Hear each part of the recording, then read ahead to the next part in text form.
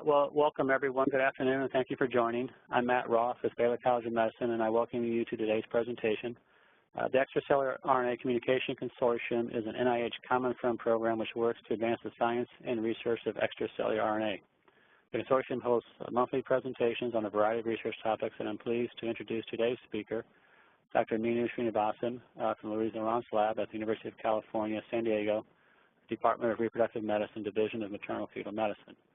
The title of her presentation is Comparison of exRNA Isolation Methods Reveals that Biofluids Contain Multiple Distinct exRNA Compartments.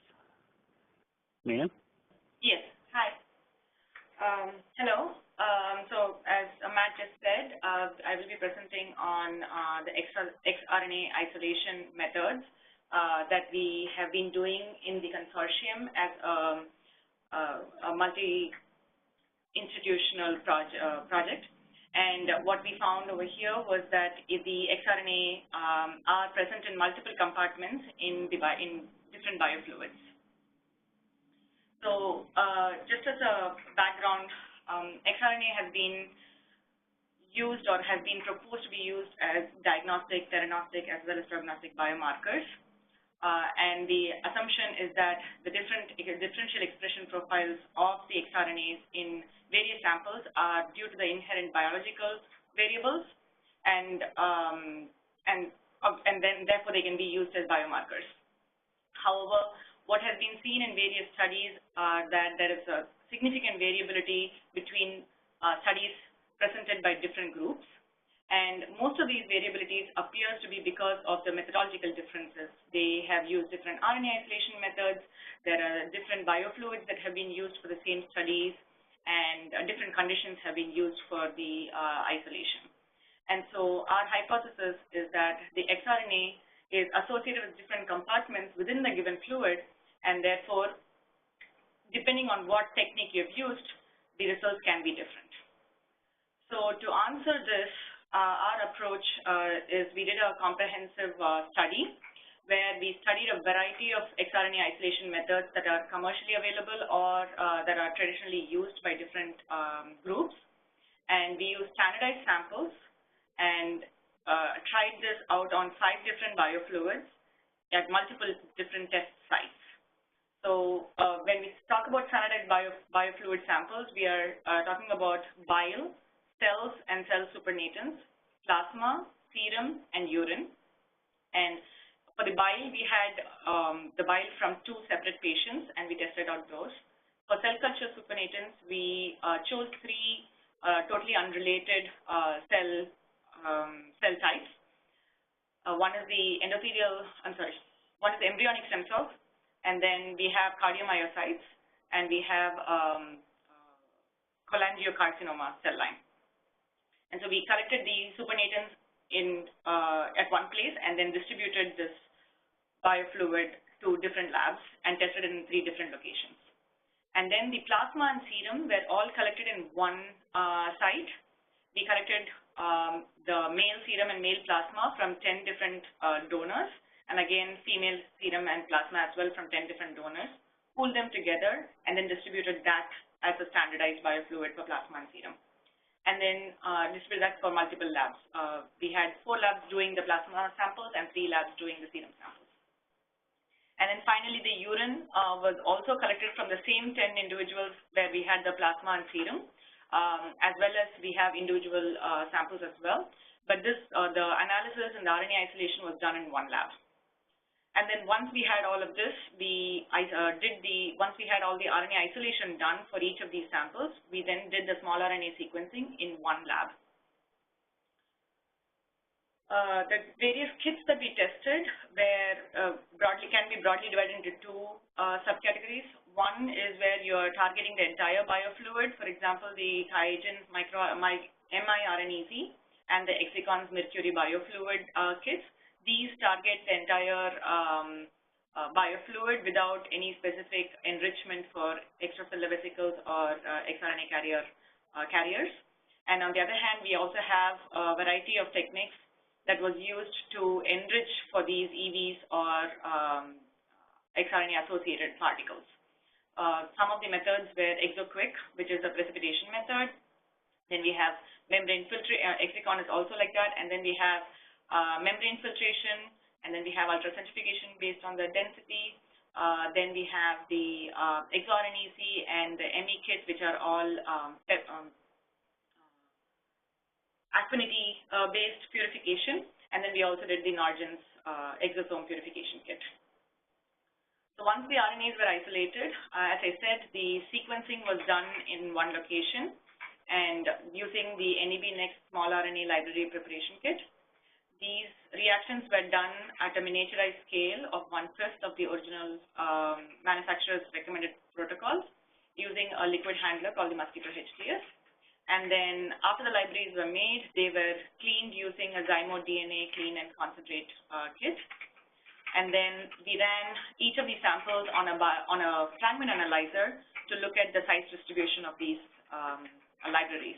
And then based on the size distribution and the specific concentration at the expected size range, we pooled the samples up to 48 samples at a time.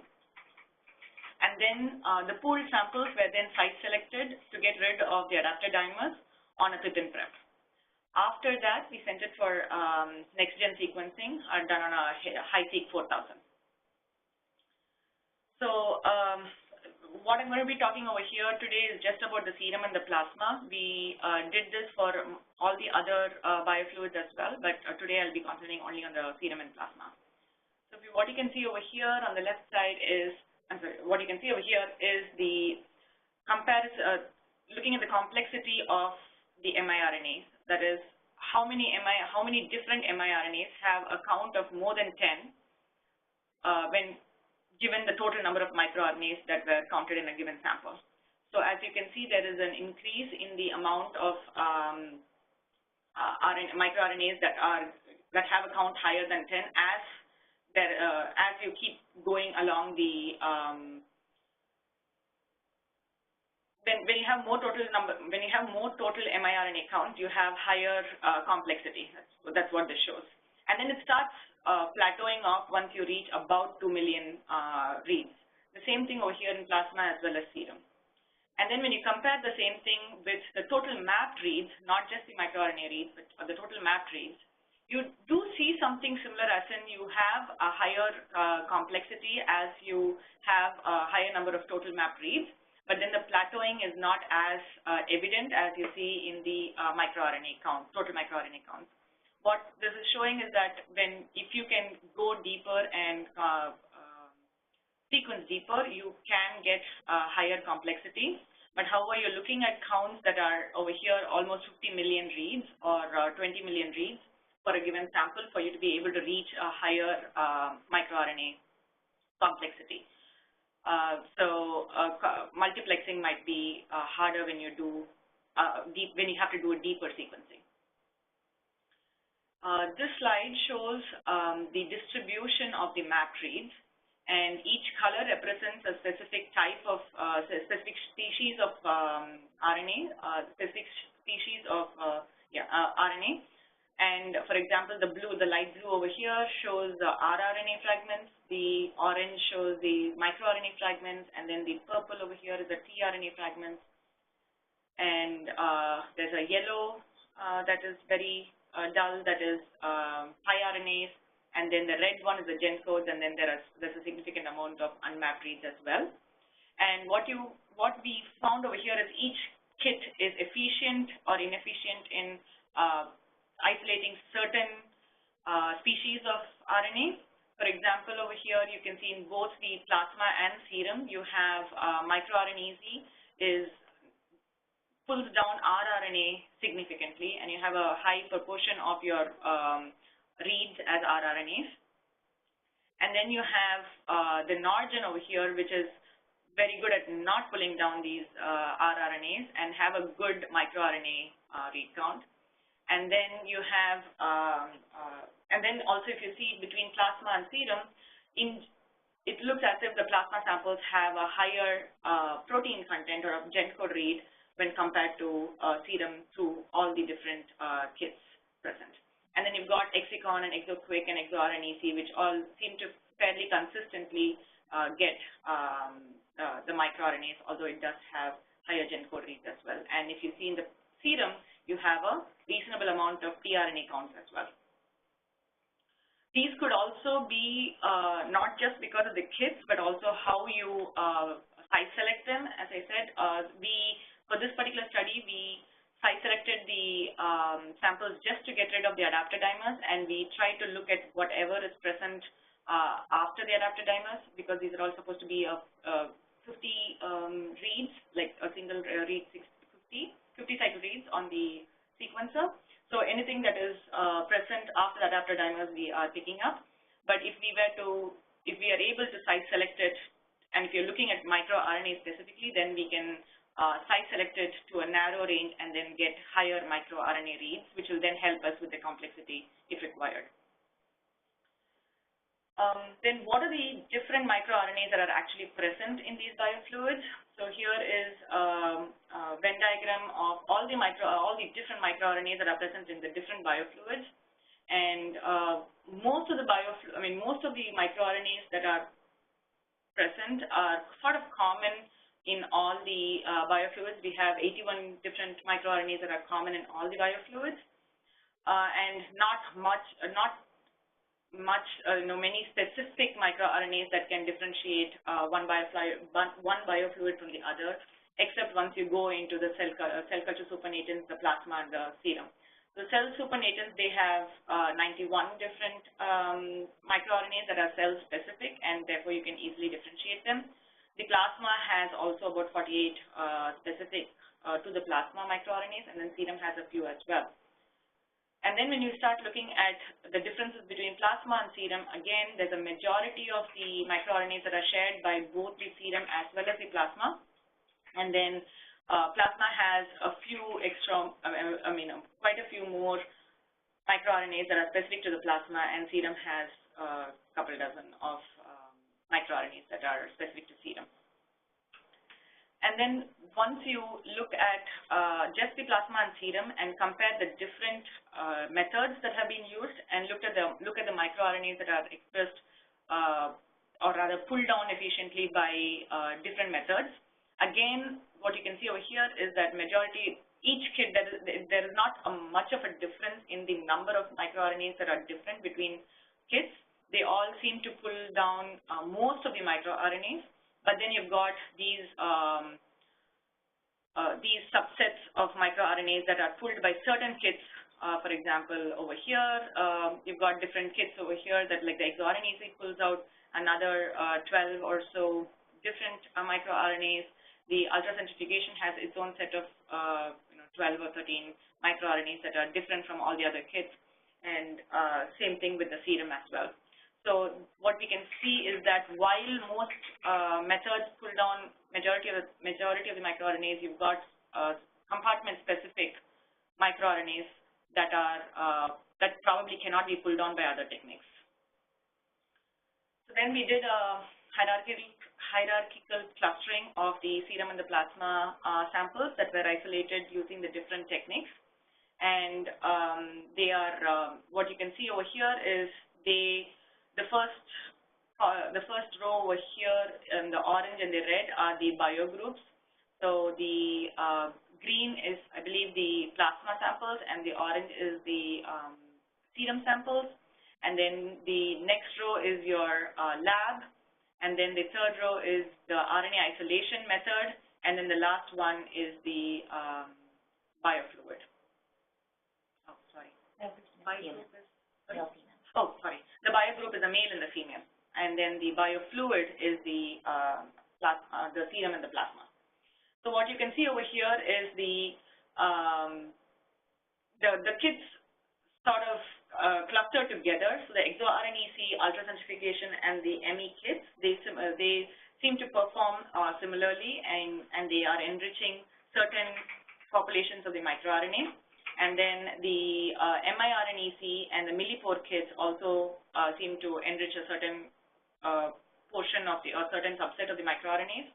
And then you have the exicon, which pulls a few not all of there's not an entire set, but then there's a few microRNAs in certain regions that are overexpressed in exicon and exoquick.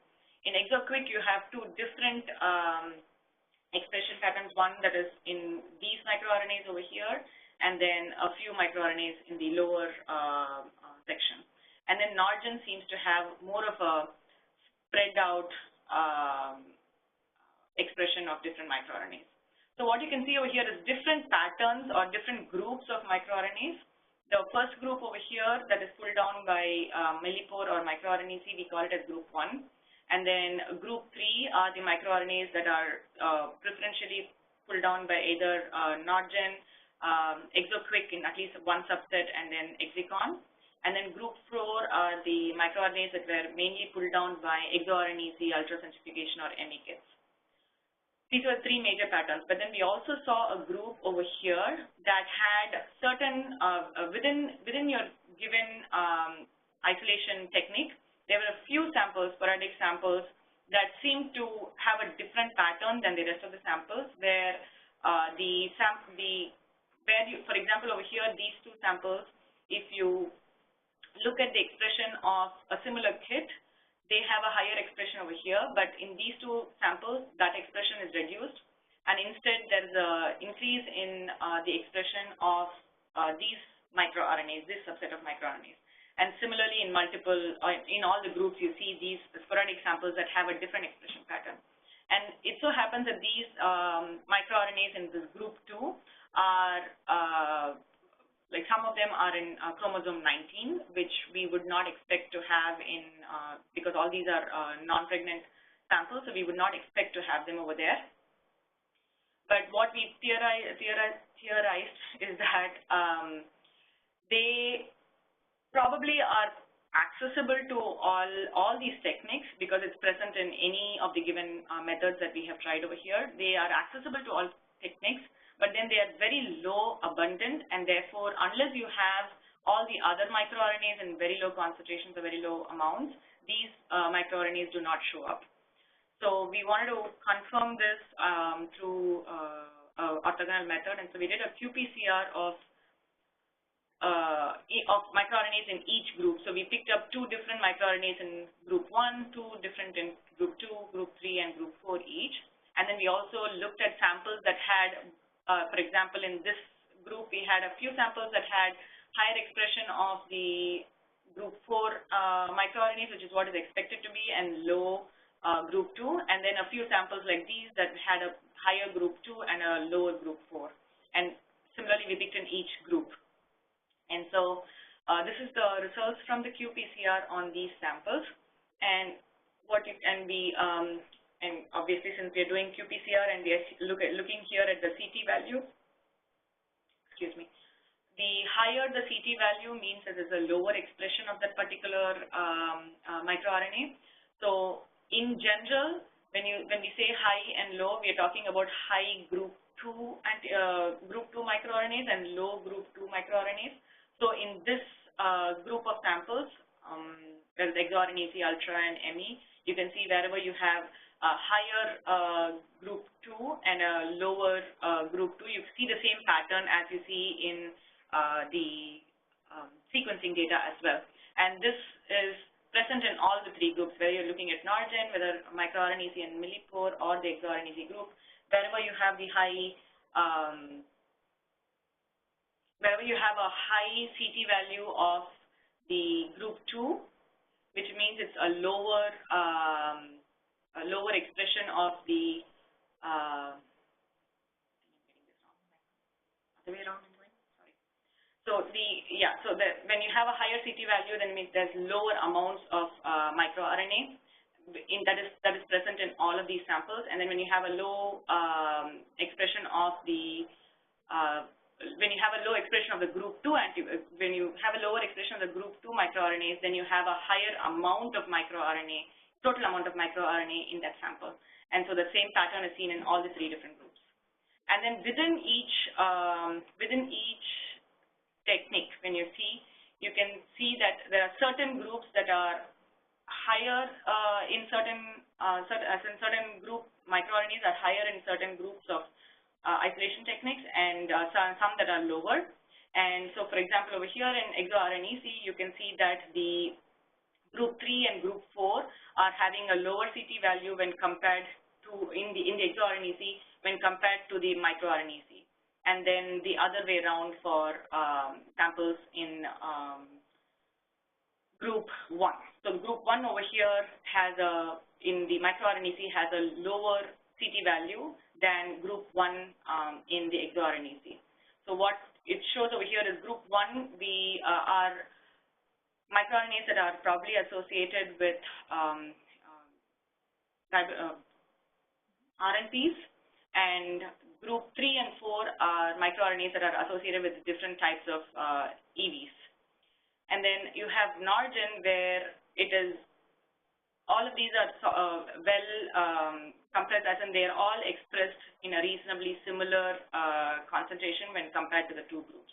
They have similar, for example, the Group 1 microRNAs are similar, have a similar CT value to the microRNAs, and then Group 3 and 4 have similar CT values to the exRNAs group, and therefore Norgen is looking as if it's pulling down all the different compartments with similar efficiency when compared to either one or the other RNA isolation method.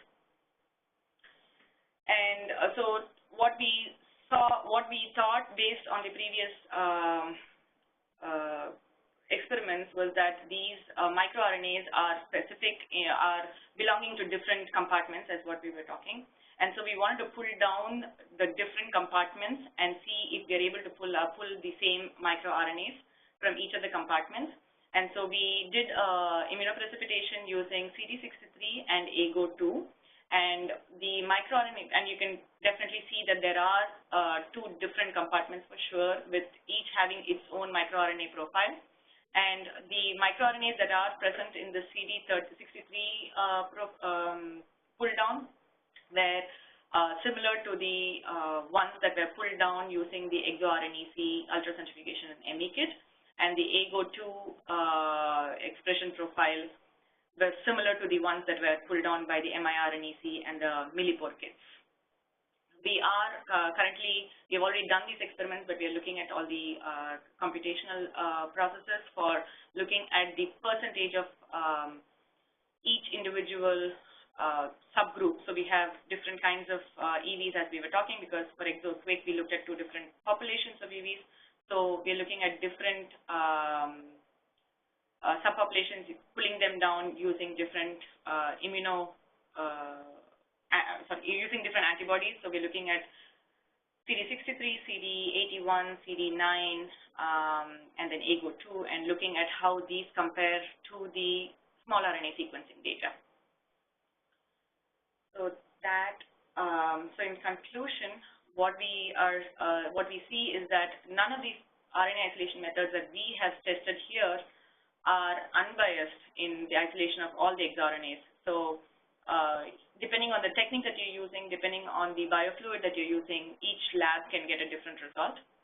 And also, there are different classes of exRNA that are enriched in certain isolation methods, saying the same thing that from the previous conclusion.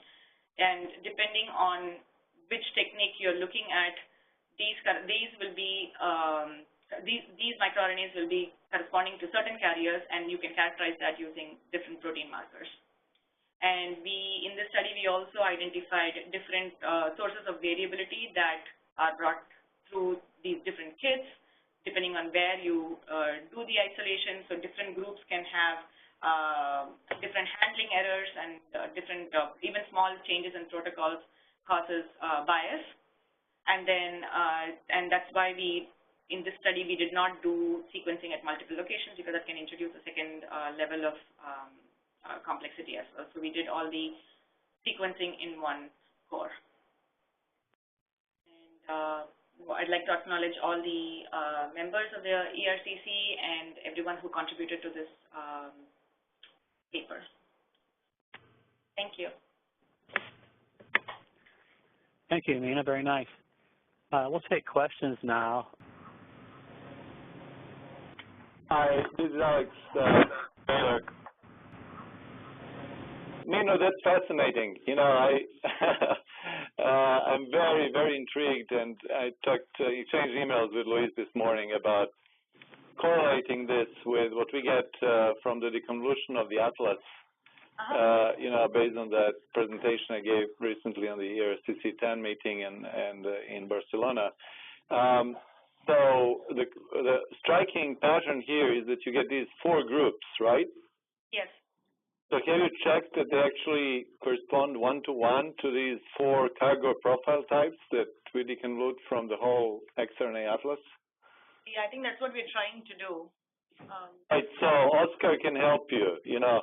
I actually just talked to him this morning, so we'll be very keen on checking that what you've got experimentally, by trying different protocols, is the same result that we get from, taking all the atlas data and deconvoluting mathematically. So, yeah, I'm really looking forward to that because, if that indeed is the case, we know these 4 cargo profile types, one corresponding presumably to, HDL particles, one to HD exosomes, another to LD exosomes, and the third one presumably being something that's, in whole body fluid, but typically left out of, these fractions, which maybe I'm learning is maybe even, RNP particles, like Argonaut, that may be pulled by AGO2 in your experiment. It could be that, we're getting at the same thing from different angles, getting it experimentally, we're getting computationally. So it's a very intriguing finding. So we'll be working in the coming days and hope to answer that question. I mean, if it's positive, it will be very powerful to see the connection, right, between the 2 papers. And, yeah, that's it. Yeah, I think that would be super strong, too, in terms of the paper package to have a connection between 2 collaborative papers. Right. One thing that Meenu didn't have a chance to sort of put together and present is we do have detailed data on the other biofluids in terms of looking in detail at cluster nucleate maps and things like that. And the different microRNAs behave differently in the different biofluids. So it'll be really good to look at that as well. And then further, there's a whole group of other analyses on coding RNA fragments where the performance of the different RNA isolation methods and the groupings that we get are actually different as well. So suggesting that different RNA species don't necessarily behave the same or travel or get enriched in the same way. I'm just getting also data in from a group that focuses on tRNA fragments as well and putting together their data, which again suggests like a different pattern. I would say, just looking quickly, the pattern across RNA isolation methods doesn't seem to be as strongly differential as we see for microRNA and mRNA. Yeah, so one thing that we may be able to explain is that you're seeing, 2 patterns, right? One is the grouping, in the 4 groups, which may correspond to one-to-one with these 4 cargo profile types we discovered. And the second is the different microRNAs, right, are differentially selected by, kits. So what we do have is the profiles of these carriers, right? So, differential abundance may explain these correlations between different microRNAs, right? So that may be the underlying structure. Yeah, we'll definitely test this in the next coming days. Oscar will be working full time on it. He promised this morning. Other questions for Meenu? Meenu, this is Roger Alexander. Can you hear me? Yes, I can. Hi. Hey, so for the mRNA fragments, have you piled them up to see how long map together those mRNA fragments are? Do you think they're full length? And if not, do you have any hypothesis about what those mRNA fragments are doing extracellularly?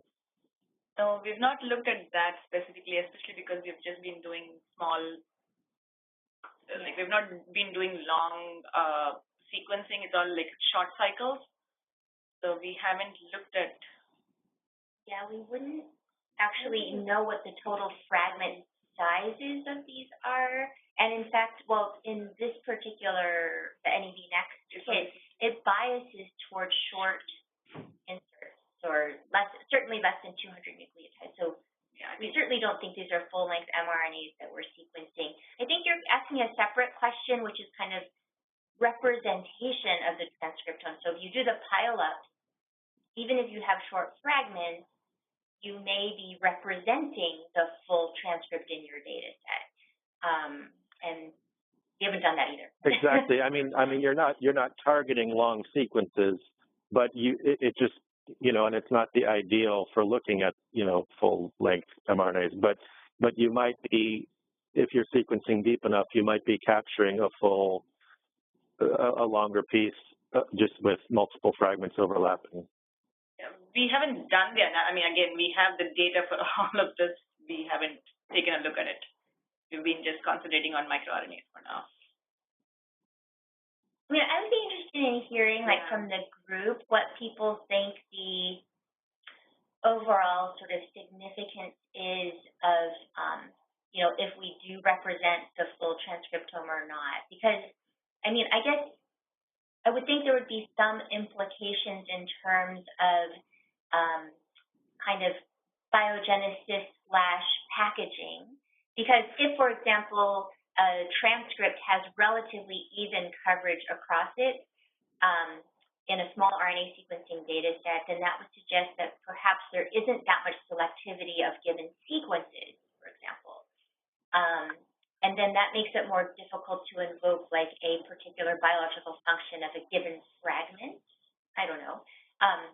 Whereas if, for example, in a given transcript, you have a very strong bias towards certain fragments, certain subsequences in that longer transcript being present in our data, that maybe it might have differential packaging based on its sequencing. But, I mean, it's a very different thing than saying a full-length RNA is in there, because lots of different fragments, even if they overlap to essentially reconstitute the sequence, doesn't mean it can be translated. Sure. Thanks. I was just interested by the high fraction of gen code mapping things. Thanks. Yeah. Certainly there is that. And there are certain kits as well as certain biofluids that have more of that than the others. Other questions for Mina?